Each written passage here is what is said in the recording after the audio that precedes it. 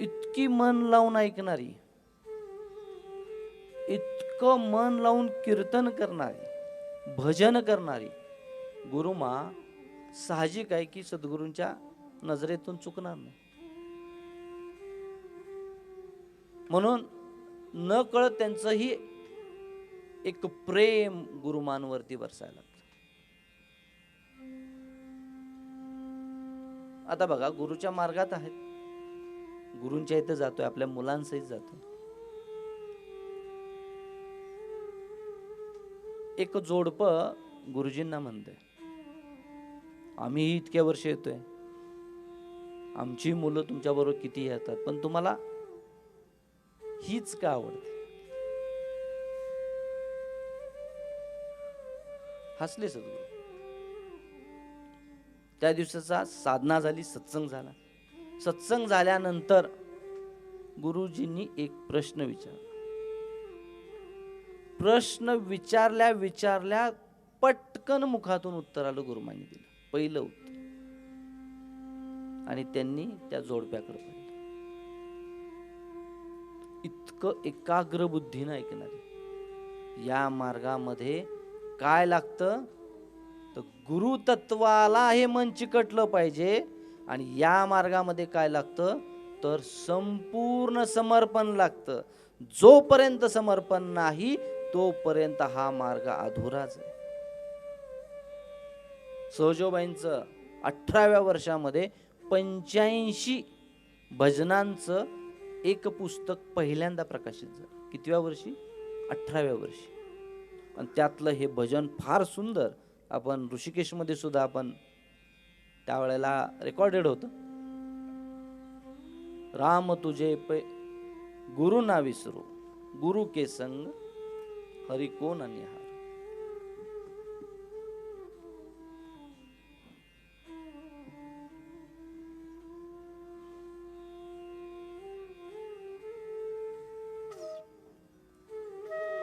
अध्यात्म अनेक देवी देवता आहेत, त्यांच्या अनेक कथा आहेत. त्या कथेमध्ये, या कर्मकांडामध्ये अडकलोय. सहजोबाईंनी ज्या गुरुतत्वाचा अनुभव घेतला आणि ज्या गुरुतत्वाचा अनुभव घेऊन हे भजन लिहिलंय. किती वेळा आहे का अंगावरती ज्याला गुरुविषयी अतिशय प्रेम तर आहे, पण त्याची अनुभूती ज्याला आहे त्या व्यक्तीला इतकं सुंदररित्या हे समजणार आहे.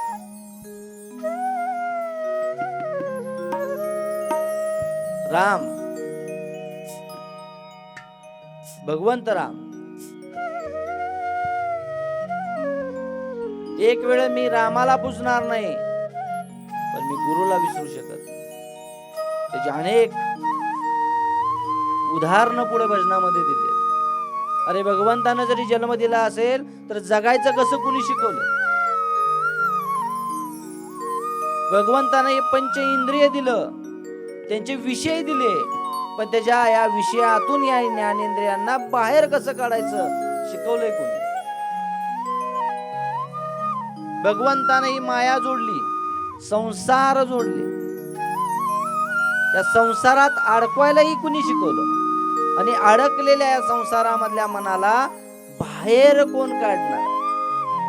जोपर्यंत ही अनुभूती गुरुच्या विषयी येत नाही तोपर्यंत अध्यात्माची पूर्णत्व नाही. मग तुम्ही सकाळी उठून 2 तास पूजन करत असाल, प्रत्येक एकादशी असेल, प्रत्येक कोणत्याही देवाची जयंती असेल, त्याला तुम्ही अखंड अविरत कामसेवेचं करत असला तरी सुद्धा गुरुविना अध्यात्म मार्ग हा अर्धाच आहे. गुरुविना भगवंताचं खरं रूप दिसणं शक्यच नाही, आणि गुरुविना भगवंत कळणं ही शक्यच नाही. फार सुंदर भजन.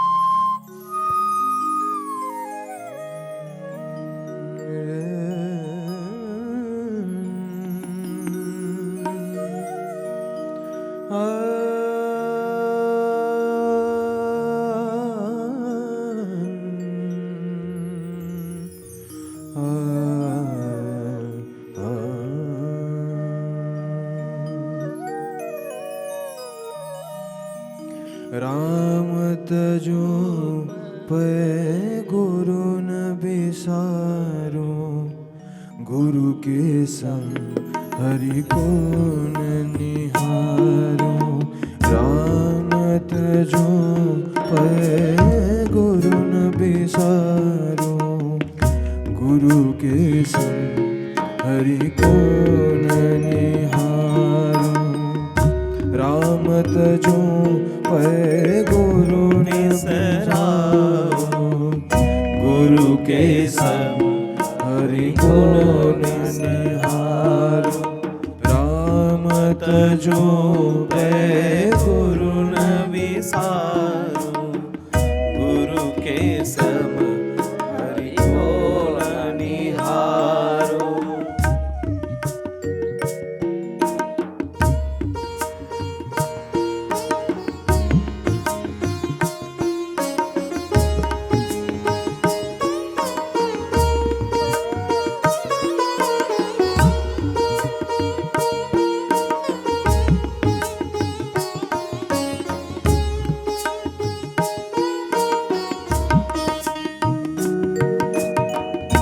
हरि ने जन्म दियो जग माही, हरि ने जन्म दियो जग माही।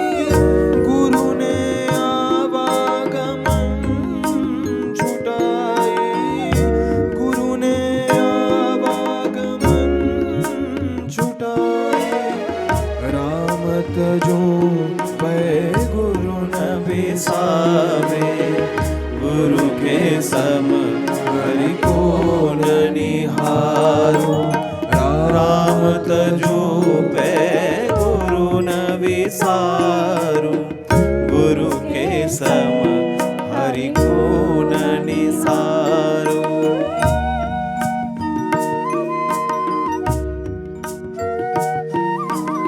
निहारू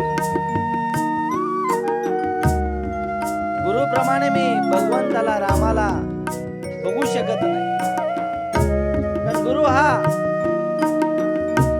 भगवंताच्याही परे आणि त्या ऊर्जेच्याही परे आहे. 11व्या वर्षी सहजोबाईंनी ही अनुभूती घेतली. काय वय, खेळण्याचं, बागडण्याचं, फिरण्याचं, मौज मस्ती करण्याचं.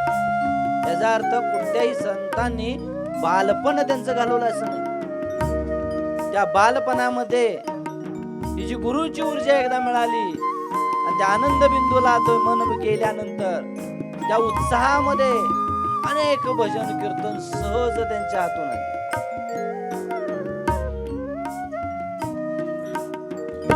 हरि ने 5 चोर दिए साथा, हरि ने 5 चोर दिए साथा।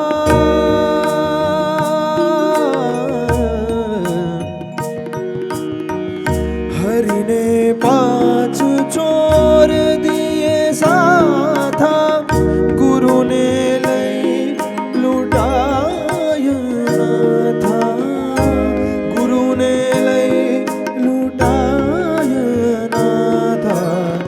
राम तजो पै गुरु न बिसारो, गुरु के सम हरि को न निहारो।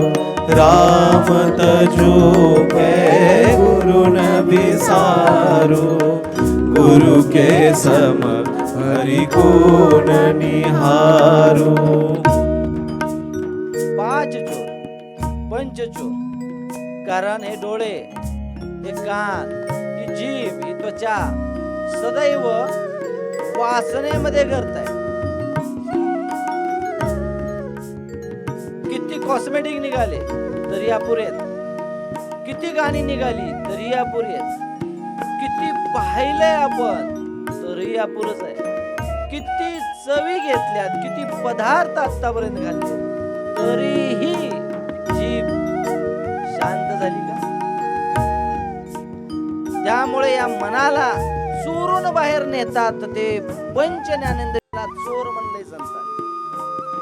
सदैव तुमच्या शांतीची चोरी कोण करतय तर पहिले आहेत ते पंचेंद्रिय. तुम्ही नर्वस आहात, डिप्रेशन आहात, टेन्शन येतंय, राग येतोय का? तर या मनाला ऑलरेडी या पंचचोरांनी चोरून नेले. कुठून? आत्मानंद, सच्चिदानंद स्वरूपापासून. म्हणून डिप्रेशन येते. पुढे फार सुंदर विषय येणार आहे. क्रोध का? डिप्रेशन का? नैराश्य का? निगेटिव्हिटी का? आणि अध्यात्म हे चमत्काराचं नसून पूर्णपणे वैज्ञानिक सचोटीवरती उतरणार आहे. आणि जे काही संतांनी सांगितलंय हे सत्य ज्ञान फार सुंदर.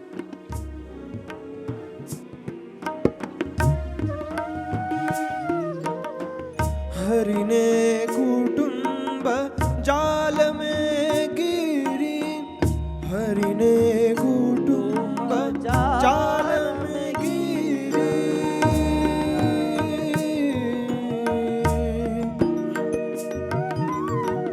हरिने कुटुंब जाल में गिरी, गुरु ने काटी ममता बेरी, गुरु ने काटी ममता बेरी, राम तजो पे गुरु न विसारो, गुरु के सम हरि को न निहारो, राम तजो पे गुरु न विसारो, गुरु के सम हरि को न निहारो.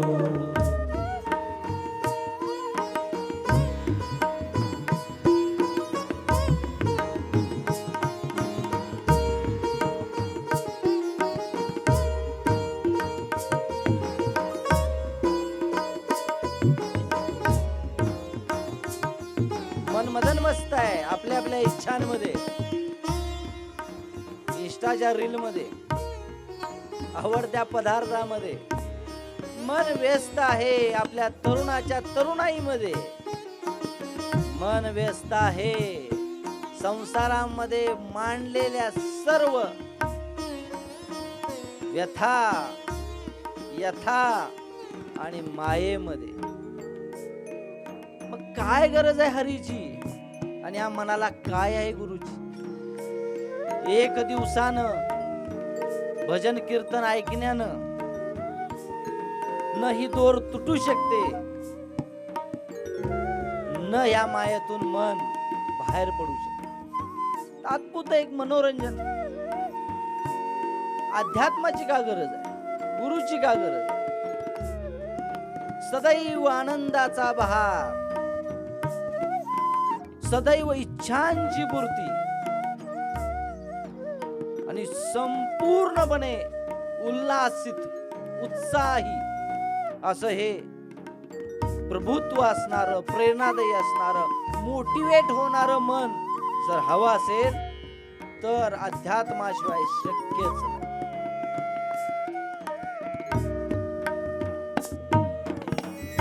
हरिने रोग भोग उरझायो, हरिने रोग भोग उरझायो,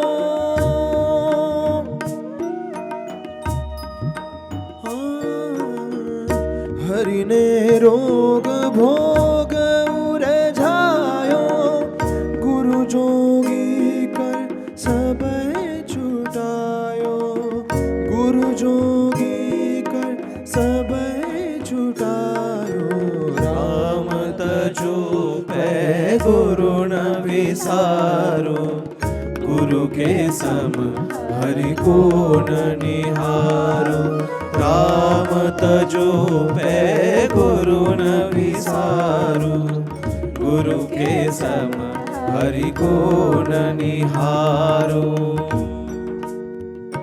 रोगात उलझलोय. शरीर नाही म्हणल्यावर रोग होणार. एकच गुरु आहेत, विना औषधानं कोणतंही कर्मकांड न करता तुम्हाला या रोगातून मुक्त करू. आणि सगळ्यात मोठा रोग कोणता आहे माहितीये का? माझ्यात काहीतरी कमी आहे, मी करू शकत नाही, मला जमणार नाही, मी हे का करू, मला राग येतोय. विचारांचा रोग हा सगळ्यात मोठा आहे. आणि या विचारांच्या रोगातनं बाहेर पडायचं असेल तर गुरु शिवाय अशक्य आहे.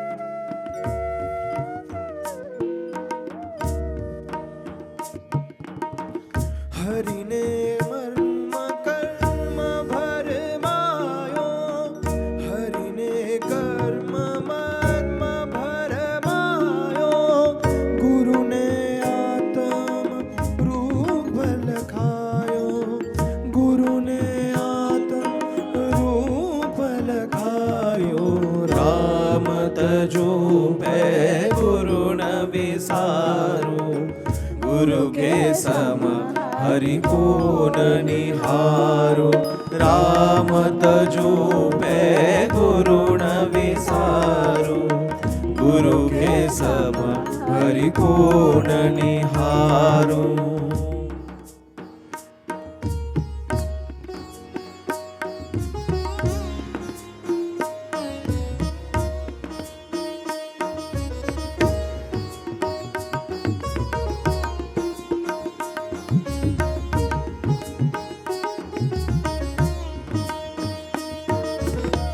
फिर हरि बंध मुक्ति गति लाए, फिर हरि बंध मुक्ति गति लाए, गुरु ने सब ही मर्म मिटाए, गुरु ने सब ही मर्म मिटाए.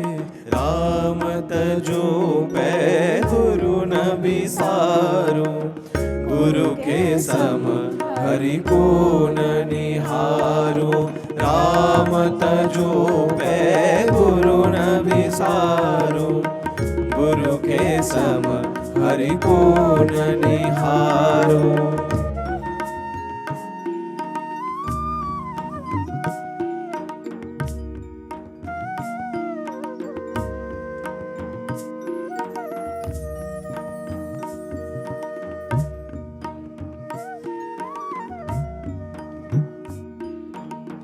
चरण दास पर तन मन वारो, चरण दास पर तन मन वारो.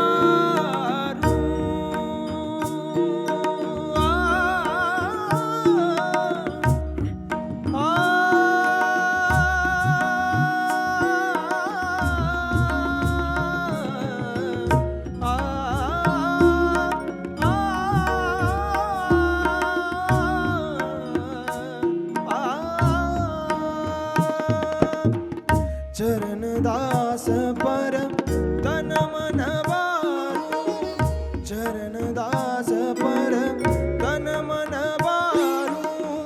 गुरु न तजू हरि को तजडारो, गुरु न तजू हरि को तजडारो. राम तजो पे गुरु न विसारो, गुरु के सम हरि को न निहारो. राम तजो पे गुरु न विसारो, गुरु के सम हरि को न निसारो. राम तजो पे गुरु न विसारो, गुरु के सम हरि को न निहारो. राम तजो पे गुरु न विसारो, गुरु के सम हरि को न निहारो. राम तजो पे गुरु न विसारो, गुरु के सम हरि को न निहारो.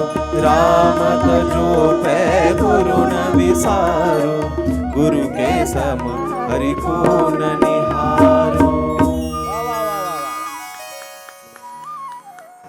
चरणदास गुरुजी